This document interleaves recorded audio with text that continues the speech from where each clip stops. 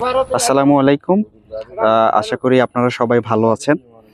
আমার হাতে একটা টেস্ট কিট দেখতে পাচ্ছেন। এটা হচ্ছে এসকে ফার্মাসিউটিক্যালের সেরা টেস্ট কিট, যেটা মূলত হচ্ছে অ্যামোনিয়াম বা অ্যামোনিয়া বা টোটাল অ্যামোনিয়া নাইট্রোজেনের আমরা যেটাকে বলি, এই টেস্টটা হচ্ছে করে থাকে।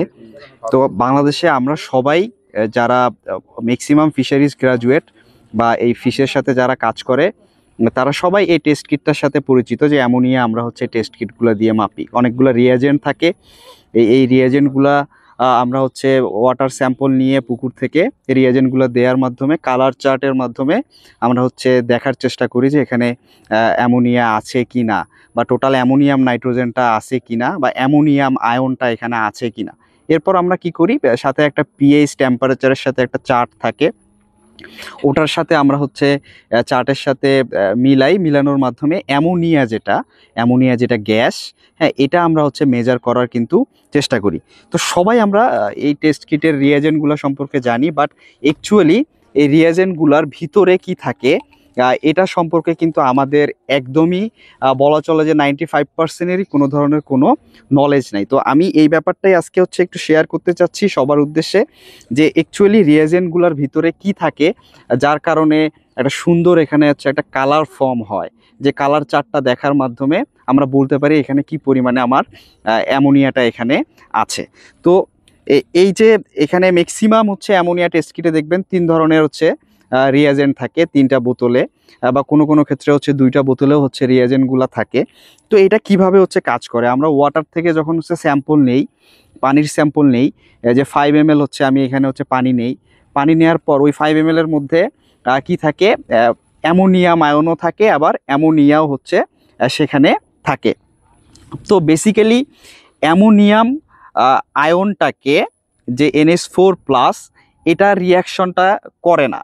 সো যখনই অ্যামোনিয়াম আয়নের মধ্যে আপনার হচ্ছে এই যে 3 নাম্বার যে রিয়াজেন্ট, হ্যাঁ, এই 3 নাম্বার রিয়াজেন্টের মধ্যে একটা হ্যাজার্ড সাইন আছে, দেখবেন যে ত্রিভুজ আকারের একটা হ্যাজার্ড সাইন আছে, এবং এই হ্যাজার্ড সাইনটার অর্থ হচ্ছে এই রিয়াজেন্টটার মধ্যে সোডিয়াম হাইড্রোক্সাইড অথবা সোডিয়াম কার্বনেট থাকে, এবং পাশাপাশি সোডিয়াম হাইপোক্লোরাইড, ওকে, NaOCl, এই দুইটা হচ্ছে উপাদান থাকে।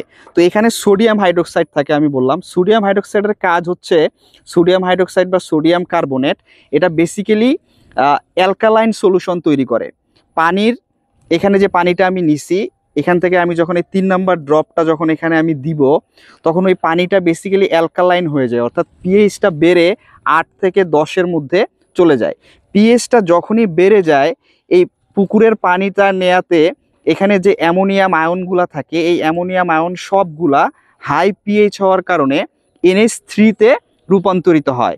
এই NH3টা পরবর্তীতে এই 3 নাম্বার রিয়াজেন্টে থাকা সোডিয়াম হাইপোক্লোরাইড, যেটাকে বেসিক্যালি বলা হয় আপনার হচ্ছে অক্সিডাইজার বা হচ্ছে ক্লোরিনেটিং এজেন্ট। তো এই অক্সিডাইজার বা ক্লোরিনেটিং এজেন্ট সোডিয়াম হাইপোক্লোরাইড এখানে থাকা NH3-র সাথে বিক্রিয়া করে মনোক্লোরামাইন নামক আরেকটা ইন্টারমিডিয়েট যৌগ হচ্ছে এখানে তৈরি করে। এই মনোক্লোরামাইন যে যৌগটা উৎপাদন হয় এই 3 নাম্বার রিয়াকশনটার 3 নাম্বার রিয়াজেন্টটা দেওয়ার কারণে, এই মনোক্লোরামাইনটা কি করে, 1 নাম্বার যে রিয়াজেন্ট এখানে থাকতে পারে ফ্যানোলিক সাবস্টেন্স বা ফ্যানোলিক কম্পাউন্ডস, যেমন ফ্যানল বা হচ্ছে থাইমল, এই টাইপের কিছু যৌগর সাথে এই 3 নাম্বার রিয়াজেন্টের যে 3 নাম্বার রিয়াজেন্ট থেকে যে মনোক্লোরামাইনটা উৎপাদন হলো, সেটা এই 1 নাম্বার রিয়াজেন্টের ফ্যানল বা থাইমল এটার সাথে আপনার বিক্রিয়া করার মাধ্যমে আপনার হচ্ছে একটা ফ্যানল, হ্যাঁ, বা ইন্ডোফ্যানল একটা কম্পাউন্ড তৈরি করে, বা ইন্ডোফ্যানল একটা ডাই তৈরি করে, যে ডাইটার কাজই হচ্ছে ব্লু থেকে গ্রিনিশ কালার উৎপাদন হওয়া।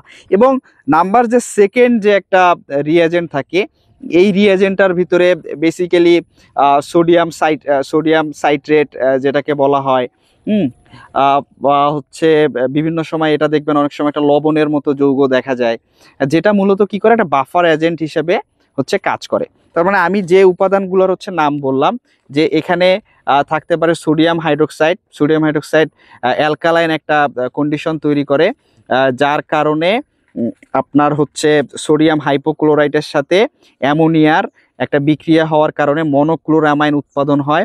এই মনোক্লোরামাইন আবার পরবর্তীতে ফ্যানোলিক যে কম্পাউন্ড থাকে 1 নাম্বার অথবা 2 নাম্বার রিয়াজেন্টে, এই ফ্যানোলিক কম্পাউন্ডের সাথে বিক্রিয়া করার মাধ্যমে এক ধরনের আপনার হচ্ছে ইন্ডোফ্যানল কম্পাউন্ডস বা ইন্ডোফ্যানল ডাই নামক একটা হচ্ছে গ্রিনিশ টু ব্লুইশ, হ্যাঁ ডার্ক ব্লুইশ একটা হচ্ছে ফর্ম কালার হচ্ছে ফর্ম করে, যার মাধ্যমেই আপনার হচ্ছে আমরা কালারটা যত বেশি গাঢ় হয়, যত বেশি সবুজ হয়, যত বেশি গাঢ় সবুজ নীল হয়, তখন আমরা বলতে পারি যে এখানে তত বেশি অ্যামোনিয়ামের উপস্থিতিটা কিন্তু আছে।